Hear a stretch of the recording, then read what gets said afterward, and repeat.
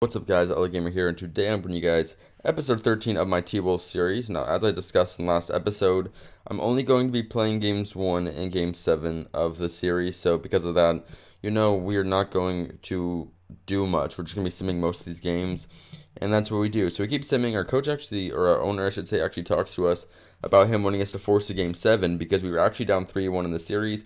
We came back to make it 3-2, and let's see if we can make it 3-3.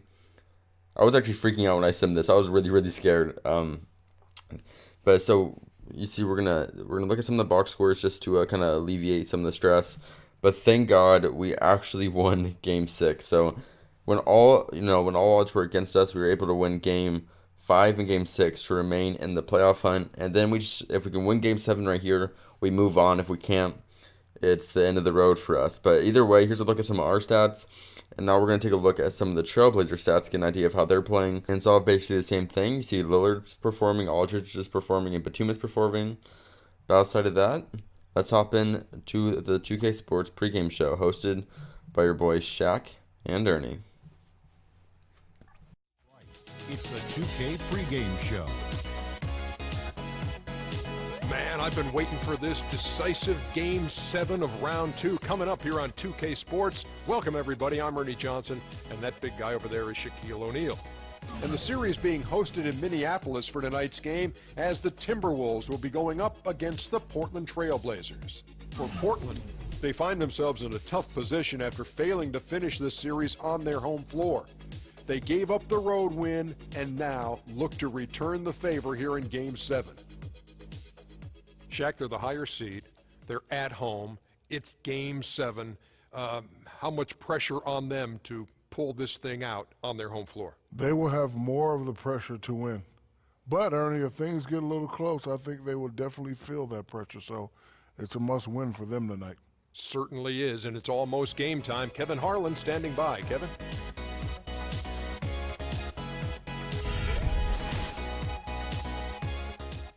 Alright, guys, so the nerves are definitely racing. Game 7, that's basically the most stressful event you'll ever witness in sports. And this is really where clutch performers are shown. And there are two performers on this team that are all but clutch performers. And I'm going to actually call them out right now. Andrew Wiggins, for one, oh my god, he is the worst clutch performer ever. Right here, he bricks a wide open shot from the corner. Thank God, in a second you'll see him make up for it. You see we're kind of hitting them with that Wilcox pivot move, but Wiggins makes up for it right here. We're hitting that shot, but the thing is, Wiggins missed like that open shot in the corner that you saw him miss. He missed like 6 of those that game, and it's really annoying when your players consistently miss those types of shots. But yeah, so Wiggins, definitely not a clutch performer, so I'm kind of questioning his ability to stay on this team, honestly. I mean, because we're like a playoff contender. I mean, we're a championship contender. And what I need is people that can perform in playoffs. And Wiggins is like the last person to do that. So there's a little bit of an issue. And we also had some trouble with Cardinal, actually. Cardinal is a really good shooter. He didn't have a lot of opportunities this game, but when he did have the opportunities, he missed a lot of shots that just kind of clanked off the rim. And that was kind of depressing. I mean, he's kind of like one of the main players for us. He's like a top 4 to top 5 player. He's actually in the starting lineup now because Gorgie Dang got benched, if you didn't notice that. I was looking at his stats. Gorgie Dang averaged like 6 and 6.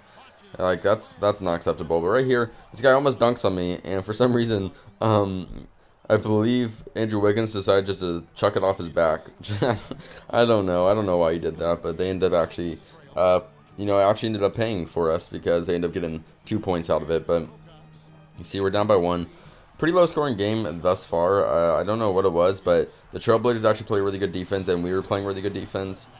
But it kind of sucks. I don't like having these low scoring games. It kind of ruins the whole chance of, continuing momentum. I mean, I don't even think we threw 2 alley-oops this game. I know we threw 1. I don't even think we threw 2 alley-oops this game. So just to put it in perspective, there was just not any real offensive action going on, which is kind of depressing, to be honest. You can't really get your offense flowing, but defense was of plenty in this game, and that's one good thing for those of you who like defense. That's kind of what this game was, a defensive showdown, if you want to call it. Right here, Cardinal actually hits a 3, and that's kind of like the bright spot of his day, honestly. That three was really deep too. He was like 4 or 5, maybe no, like 3 or 4 feet behind the line. Just chucked it up and drilled it. So awesome shot by him. And then right here, we're going to get the layup with Paul George. Now, this is one reason I love Paul George. Is this guy is so...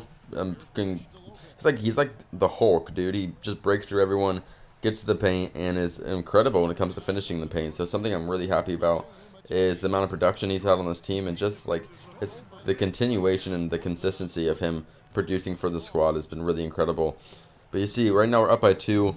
And then the Trailblazers, how do we miss that rebound? That's kind of my point. Is like, how do we miss that rebound? Just plays like that, those miscues can really cost you in the long run. But luckily, we're going to hit that 3 with, I believe, Troy Daniels. Yeah, that was Troy Daniels hits that 3, and we are up by 5. So going into the third quarter, we're doing whatever we can to continue this lead because we want to make our way into the semifinals and hopefully the championships and continue our playoff run. We're going to try to be contenders. We're trying to win a ring in just the second year of this franchise, which would be amazing. And right here, Paul George dunks all over their center. So, I mean, he needs to be fined for assault because he just destroyed that dude on that dunk. Then right here, Wilcox gets a nice little layup with the left hand. So showing off, he's a little bit ambidextrous. I'm liking it. And then right here, we're going to call for another screen. This time, though, Wilcox is going to actually use his left hand again. So it's like the same play, just different, scenarios. And right now, though, you see that the Trailblazers go on a little bit of a run. If you pay close attention recently to how that scoreboard's been increasing during each passing clip, you see that the Trailblazers are starting to extend a little bit of a lead, which is a real issue considering that we were up by 5 going in and now we're down by 6. So not a pretty third quarter for us. But like I've mentioned plenty of times, the quarters that I like to have a lot of success in are the first and fourth quarter. So as long as I do good in them, that's really what I care most about. It's just continuing success in those quarters because that's just what I feel comfortable with. But right here, you see, that's going to be our one oop of the game. I know you guys love seeing those alley-oops be thrown, but sadly you only get one this game. At least it was to our boy Paul George, who always puts on a little bit of a show when he's doing those dunks. Then right here, Wilcox doesn't get moved up on, and he goes, okay, if you want to disrespect me, let me just shoot this 3 in your face, and he manages to knock that one down. So right here, we're up by 2. So you see that whole deficit we had in the third quarter kind of washed away as soon as the fourth quarter started, which is a good sign. Because like I said, we're good fourth quarter players. That's when I like to perform. So now, I mean, this is what it comes down to. It's really about who plays the better fourth quarter is going to win this game. Because we're basically tied going into the fourth. So whoever plays better fourth quarter wins the game. And you see the Trailblazers are up by 4 at the moment. We got to get some points on the board, though. You can't just allow ourselves to be down by 4. Luckily, Paul George just pulls us in this dude's face and manages to hit it. I got a little bit of shot clock cheese right there. I got a little bit lucky. I won't even lie. But they're going to manage to get the ball right back. And you see we're still down by 4. And they have the ball now, so that's an issue.